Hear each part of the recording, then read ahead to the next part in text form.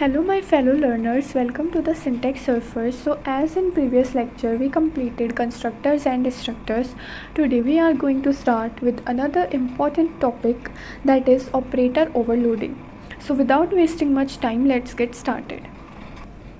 Coming to operator overloading. So we know what is an operator. An operator is a symbol that is used to perform some operations over the operands. So operator से हम कुछ भी करवा सकते हैं according to its built in function. Like अगर हम बात करें प्लस ऑपरेटर की, तो हम उससे एडिशन करा सकते हैं, माइनस से हम सब्ट्रैक्शन, और ये सब उनके क्या है कि ये उनके प्री डिफाइंड फीचर्स हैं कि वो ये सब चीज़ें करते हैं. But by the help of C++ हम उनसे कुछ एडिशनल चीज़ें भी परफॉर्म करवा सकते हैं.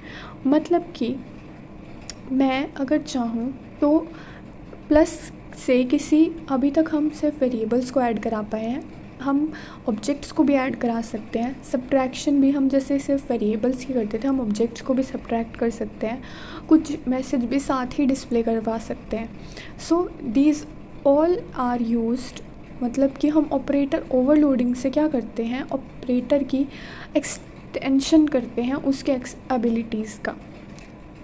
So, the definition of operator overloading is mechanism of redefining the meaning of C++ operators.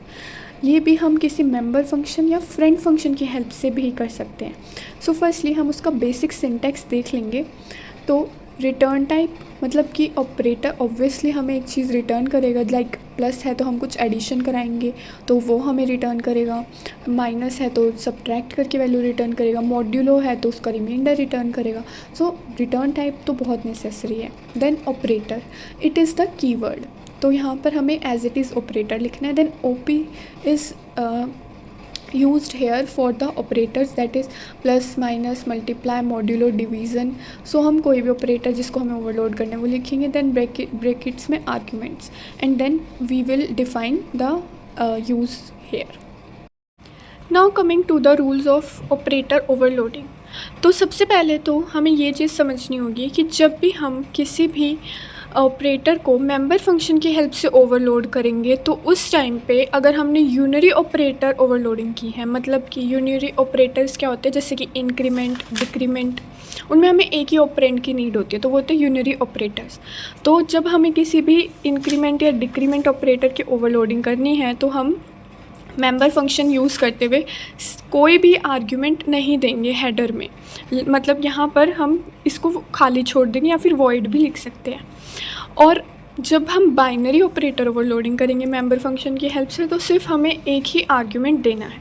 वो कैसे होगा वो हम प्रोग्राम में समझेंगे.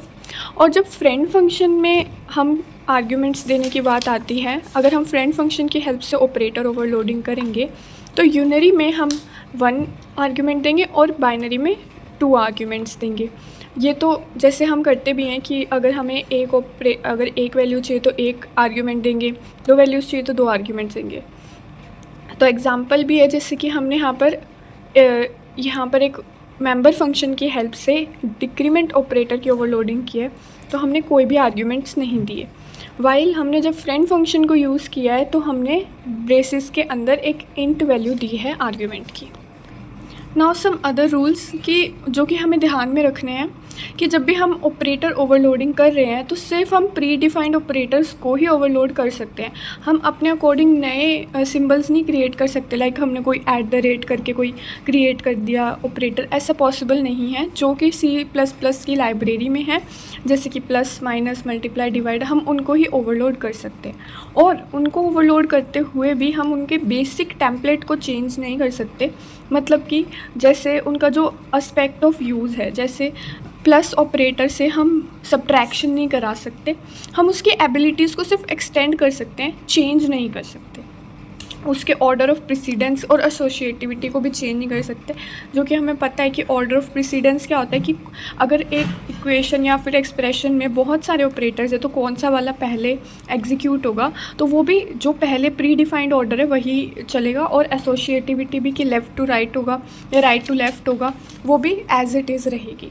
और to know more about precedence and associativity you can check the video about operators.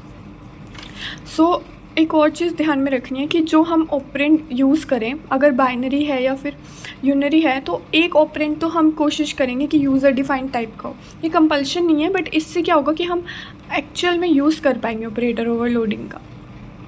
फिर बाइनरी ऑपरेटर्स जो हैं उनकी हमें ये भी ट्राई करना है कि उनकी एक रिटर्न वैल्यू हो, क्योंकि बाइनरी ऑपरेटर्स हम इसीलिए यूज़ करते हैं, लाइक हमने किसी की एडिशन करे तो हमें रिटर्न चाहिएगा, सो हम उसकी रिटर्न टाइप वॉइड ना रखें, ऐसा हमें ट्राई करना है। देन हमें कुछ ऑपरेटर्स ऐसे भी होते हैं जिनको हम ओवरलोड नहीं कर सकते, जैसे कि ये डॉट ऑपरेटर जिसको हम मेंबर एक्सेस ऑपरेटर बोलते हैं, या फिर ये कंडीशन के लिए जो ऑपरेटर लगता है, या फिर scope resolution operator, size of operator, इन सबको हम ओवरलोड नहीं कर सकते। और कुछ ऑपरेटर्स ऐसे होते हैं जिनको हम फ्रेंड फंक्शन की हेल्प से ओवरलोड कर सकते हैं, जैसे कि ये इक्वल टू हो गया, या फिर ब्रेसेस हो गए और स्क्वायर ब्रेसेस हो गई, इन सबको हम फ्रेंड फंक्शन की हेल्प से ओवरलोड कर सकते हैं। Let us start with a program to understand the concept of unary operator overloading. तो हमने इस प्रोग्राम में यूनरी प्रीफिक्स इंक्रीमेंट ऑपरेटर को ओवरलोड किया है। तो एक और चीज़ हमें यहाँ पर बताई गई है कि जो भी हमारा दो टाइप के होते हैं ना, इंक्रीमेंट डिक्रीमेंट, एक तो होते हैं प्रीफिक्स लाइक प्लस प्लस सी, और एक होगा सी प्लस प्लस। तो एक हो गया प्रीफिक्स, एक हो गया पोस्ट फिक्स। तो हमारे कंपाइलर को कैसे पता चलेगा, उसके लिए हम क्या करते हैं कि जो प्लस प्लस सी होता है उसके अंदर कोई आर्ग्यूमेंट्स नहीं देते हम, वाइल जो हमारा मतलब पोस्ट फिक्स होता है उसमें हम एक आर्ग्यूमेंट देते हैं। वो अभी अच्छे से समझ में आ जाएगा। सबसे पहले तो हमने यहाँ पे प्रीफिक्स को किया है, तो वो एज इट इज़ होगा जैसे कि हमने रूल्स में पढ़ा था। तो हमने क्लास बनाई कॉम्प्लेक्स नंबर्स के लिए, उसमें हमने दो वेरिएबल्स लिए, रियल और इमेजिनरी।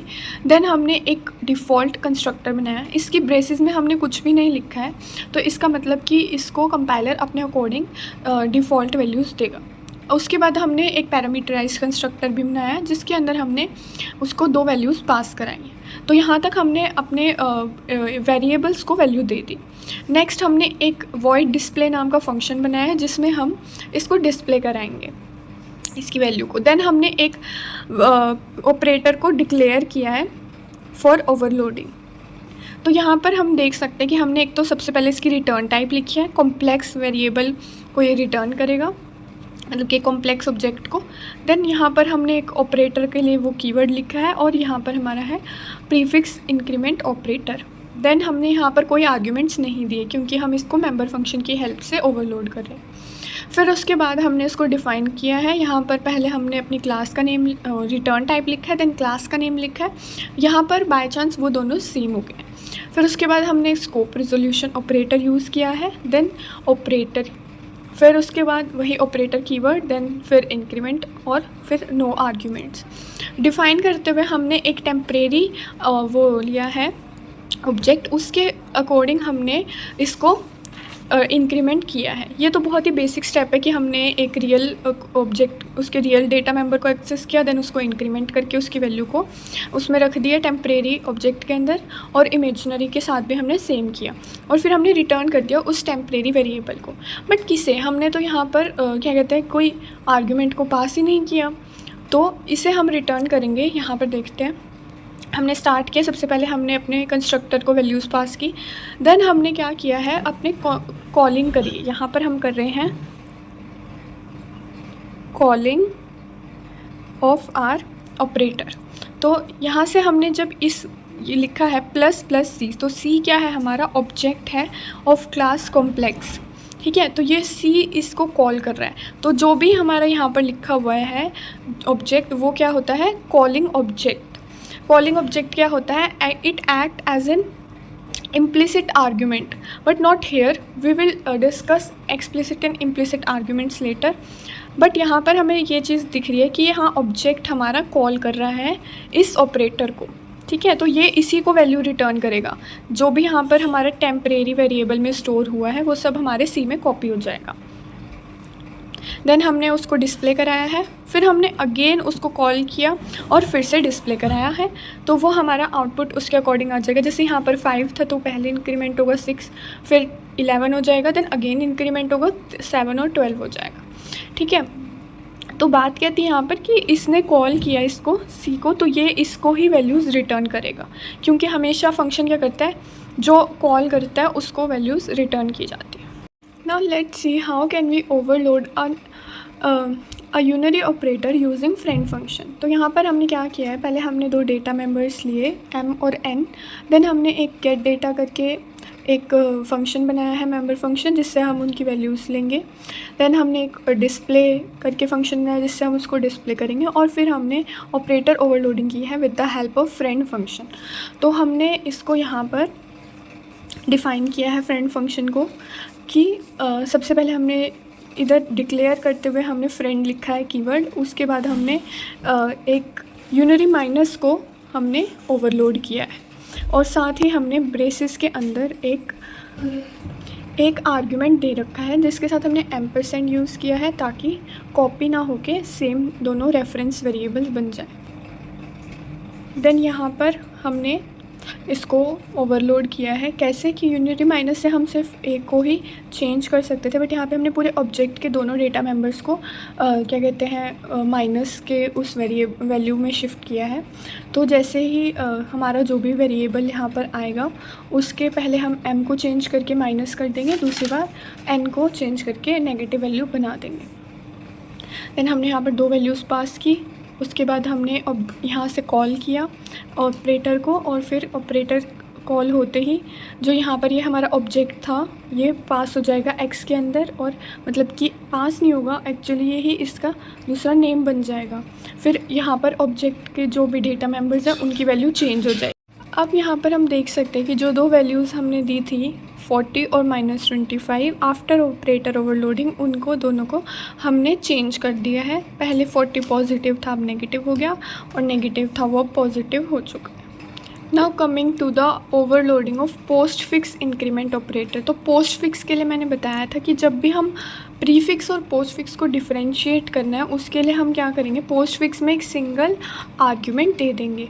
तो यहाँ पर हमने वही किया है, पहले सेम चीज़ चलेगी जैसे कि प्रीफिक्स में था कि एक हमने कंस्ट्रक्टर बनाया है, देन डिस्प्ले फंक्शन बनाया है, फिर हमने यहाँ पर ऑपरेटर को डिक्लेयर किया, और यहाँ पर हमने ब्रेसेस के अंदर एक आर्ग्यूमेंट दिया है जो कि हमारा क्या होगा, ऑब्जेक्ट, जो कि हम पास कराएंगे by calling the operator. Then हमने उसको पोस्ट इंक्रीमेंट किया है दोनों को, और यहाँ पर हमने यूज़ किया है रिटर्न दिस। तो ये दिस क्या होता है, ये C++ में रेफ़र करता है जिससे ऑब्जेक्ट को हमने कॉल किया है। तो क्या होगा कि जो भी वैल्यूज़ हैं वो वापस से उस ऑब्जेक्ट के पास चली जाएंगी जिसने कॉल किया था ऑपरेटर को, दैट इज़ C। तो जैसे ही हम इसको इंक्रीमेंट करेंगे तो वैल्यू इसके अंदर स्टोर हो जाएगी। Now before discussing binary operator overloading, we will discuss implicit and explicit parameters. So the concept of implicit and explicit parameters is used in binary operator overloading. So basically क्या होता है, जैसे कि हमने एक एग्जांपल लिया है जहाँ पर हमने 2 ऑब्जेक्ट्स x और y को सब्ट्रैक्ट किया है और एक थर्ड ऑब्जेक्ट में स्टोर कराया है। तो हमें यहाँ पर पता कैसे चलेगा कि कौन सा ऑब्जेक्ट क्या कहते हैं कॉल कर रहा है और कौन सा ऑब्जेक्ट उसके अंदर एज एन आर्गुमेंट पास हो रहा है। क्योंकि क्या होता है कि जब हम मेंबर फंक्शन की हेल्प से करते हैं ऑपरेटर ओवरलोडिंग तो हम सिर्फ एक ही आर्गुमेंट देते हैं बाइनरी ऑपरेटर ओवरलोडिंग में। तो जैसे कि हमने यहाँ पर आर्ग्यूमेंट जैसे ही हम पास करेंगे, मतलब जैसे हम कॉल करेंगे तो कौन कॉल करेगा, x या फिर y। तो कॉलिंग की रिस्पॉन्सिबिलिटी होती है जो लेफ़्ट हैंड साइड पर आर्ग्यूमेंट होता है या ऑब्जेक्ट होता है, और राइट हैंड साइड वाला ऑब्जेक्ट जो होता है उसकी रिस्पॉन्सिबिलिटी होती है to be passed as an argument. तो जो हमें शो नहीं होता, हिडन आर्ग्यूमेंट होता है जो कि सिर्फ कॉल करने का काम करता है, उसको हम बोलते हैं इम्प्लिसिट पैरामीटर। और जो हमारा वहाँ पर एज एन आर्ग्यूमेंट शो भी होता है उसको हम बोलते हैं explicit argument. So I hope this would be clear enough, but we will discuss it in detail with the help of a program. So here we have taken a program जिसके अंदर हमने एक क्लास क्रिएट की है sample, then हमने constructors create किए, default constructor, parameterize constructor, then हमने यहाँ पर एक बाइनरी ऑपरेटर को डिक्लेयर किया है जो कि है हमारा बाइनरी प्लस, यानी कि एडिशन के लिए यूज़ करते हैं हम जिसको। तो उसके बाद हमने उसको डिस्प्ले भी कराना है क्योंकि वैल्यूज़ को हमें दिखाना भी है कि पहले क्या थी यूज़ करने से ऑपरेटर के और उसके बाद क्या होंगी। तो अब यहाँ पर ऑपरेटर ओवरलोडिंग क्या हो रही है, प्लस से हम सिर्फ 2 वेरिएबल्स को ऐड करा सकते हैं, मतलब बिल्ट इन को, लेकिन अब यहाँ पर हम क्या करेंगे, यूज़र डिफाइंड ऑब्जेक्ट को हम ऐड करेंगे। तो हमने यहाँ पर 2 डेटा मेंबर्स लिए हैं ए और बी। पहले हमने उसको डिफ़ाइन किया हमारे ऑपरेटर को। तो क्या कर रहे हैं अब हमने पहले उसकी रिटर्न टाइप ली जो कि हमारी क्लास होगी, देन फिर से क्लास नेम लिखा, देन स्कोप रेजोल्यूशन ऑपरेटर, फिर उसके बाद हमने ऑपरेटर कीवर्ड और हमारा ऑपरेटर लिखा है और ब्रेसेस में हमने एक आर्ग्यूमेंट पास किया है, दैट इज़ हम चेक करेंगे कि वो कौन सा है। उसके बाद हमने यहाँ पर एक टेम्परेरी ऑब्जेक्ट क्रिएट किया, उसके अंदर हमने स्टोर कराया है जो भी हम इसमें एडिशन करेंगे। तो जो हमने यहाँ पर किया है उसको हम नीचे समझते हैं। सबसे पहले हमने 3 ऑब्जेक्ट्स क्रिएट किए, x, y एंड z। तो x के अंदर हमने पहले तो वैल्यूज़ पास कराई, फिर y के अंदर हमने वैल्यूज़ पास कराई with the help of parameterized constructor. Then हमने यहाँ पर फाइनली हमारे ऑपरेटर को कॉल किया। हमने क्या किया है, z के अंदर x + y को स्टोर करा है। तो इसका मतलब जो हमारा यहाँ पर लेफ़्ट हैंड साइड वाला जो ऑपरेटर है इक्वल टू में, वो हमारा क्या करेगा, कॉल करेगा ऑब्जेक्ट ऑपरेटर को। तो x हमारा एज अ कॉलिंग ऑब्जेक्ट जाएगा। तो यहाँ पर जो हम ये लिख रहे हैं a and b, this belong to x, क्योंकि हमें पता है कि जो भी हमारा कॉल कर रहा है उसके लिए तो वो मेंबर फंक्शन है, तो मेंबर फंक्शन उसको एक्सेस करेगा सीधा, बिना किसी हमें लिखने की ज़रूरत नहीं पड़ेगी कि हम कौन से उसको एक्सेस करें, कौन से ऑब्जेक्ट के। लेकिन यहाँ पर हमने जब ये लिखा है c.a c.b, ये हम किसके लिख रहे हैं, y के लिए, क्योंकि y को हम एज एन आर्ग्यूमेंट पास कर रहे हैं। तो यहाँ पर ये y चला जाएगा और ये एक्चुअली बन जाएगा y.a y.b। तो यहाँ पर x का a और y का a ऐड होगा, x का b y का b ऐड होगा, और यहाँ पर एक टेम्परेरी ऑब्जेक्ट के a और b में वो स्टोर हो जाएंगे। देन हमने उसको रिटर्न किया है टेम्परेरी ऑब्जेक्ट को, और वो कहाँ स्टोर हो जाएगा, इस z के अंदर। ठीक है, तो हमने यहाँ पर क्या किया, 2 ऑब्जेक्ट्स को ऐड कराया with the help of this binary plus. फिर हमने उनको डिस्प्ले कराया। सबसे पहले हमने फर्स्ट ऑब्जेक्ट को डिस्प्ले कराया है, देन हमने y को डिस्प्ले कराया, देन हमने z को डिस्प्ले कराया। तो सबसे मेन चीज़ यहाँ पर जो हमें देखनी है कि x क्या होगा यहाँ पर हमारा, it will be N implicit parameter and y will be explicit parameter, क्योंकि y को हमने एज एन आर्ग्यूमेंट पास किया है। इसके लिए हमने उसके मेंबर्स को डॉट ऑपरेटर की हेल्प से एक्सेस किया है, और x को हमने कॉल करने के लिए यूज़ किया, तो उसके लिए हमें डॉट ऑपरेटर की नीड नहीं पड़ेगी, उसको हमने एज इट इज़ लिखा है। तो जब भी हम बाइनरी ऑपरेटर ओवरलोडिंग करेंगे तो ये एक बाय डिफ़ॉल्ट चीज़ है कि हमारा जो कंपाइलर है वो लेफ़्ट हैंड साइड वाले को कॉल करने के लिए यूज़ करता है और राइट हैंड साइड को एज अ पैरामीटर पास कर देता है। जैसा कि हम यहाँ पे देख सकते हैं कि x क्या है, हमारा कॉलिंग ऑब्जेक्ट है, और y क्या है, हमारा सैम्पल c के अंदर यानी आर्ग्यूमेंट के अंदर पास हुआ है। तो हमारा जो ये z है उसको हमने टेम्परेरी ऑब्जेक्ट की वैल्यू को रिटर्न कराया। तो जो हमारा x है वो क्यों कॉलिंग उसमें आता है, क्योंकि हम उसको ऑपरेटर के साथ लेके चलते कि x प्लस, तो इसका मतलब वो उसको कॉल कर रहा है ऑपरेटर को, और y को हमने एज एन आर्ग्यूमेंट उसमें पास किया। I hope this will be very much clear to you. Now coming to binary operator overloading with the help of friend function. तो फ्रेंड फंक्शन में क्या होगा, हमने एक फ्रेंड फंक्शन बनाना है सेम चीज़ के लिए, मतलब कि बाइनरी एडिशन के लिए। तो हमने पहले सेम चीज़ें करनी है, कंस्ट्रक्टर हमने डिफ़ाइन किया, उसके बाद हमने बस यहाँ पर एक चीज़ अलग किया कि फ्रेंड फंक्शन बनाया है with the help of friend keyword, और उसके अलावा हमने यहाँ पर 2 आर्ग्यूमेंट्स को पास किया। तो यहाँ पर तो कोई वो रह ही नहीं गया, क्योंकि इसके अंदर क्या होगा, दोनों एज एन आर्ग्यूमेंट पास हो जाएंगे, और फिर मतलब कि जो x है वो यहाँ पर चला जाएगा और y है वो राइट हैंड साइड वाले में चला जाएगा आर्ग्यूमेंट में, और टेम्परेरी वेरिएबल की जो वैल्यू होगी वो हमारे जी में स्टोर हो जाएगी। सो इसके अंदर हमारे कंपाइलर को कोई कन्फ्यूज़न का चांस नहीं है। वन मोर थिंग कि जो भी हमारा फ्रेंड फंक्शन होता है उसको तो वैसे भी हमें किसी ऑब्जेक्ट की हेल्प से कॉल करने की ज़रूरत ही नहीं है, क्योंकि वो तो हमारी क्लास के स्कोप में आता ही नहीं है। इसलिए यहाँ पर कॉलिंग की दिक्कत नहीं है, सिर्फ हमें दूसरे क्लास के ऑब्जेक्ट्स को एक्सेस करना है with the help of friend function, जो कि हमारा है operator plus. So that is all for today's video. In the next lecture we will start with the inheritance. Till then you have to revise operator overloading, all its concepts and the programs, and keep learning, keep coding.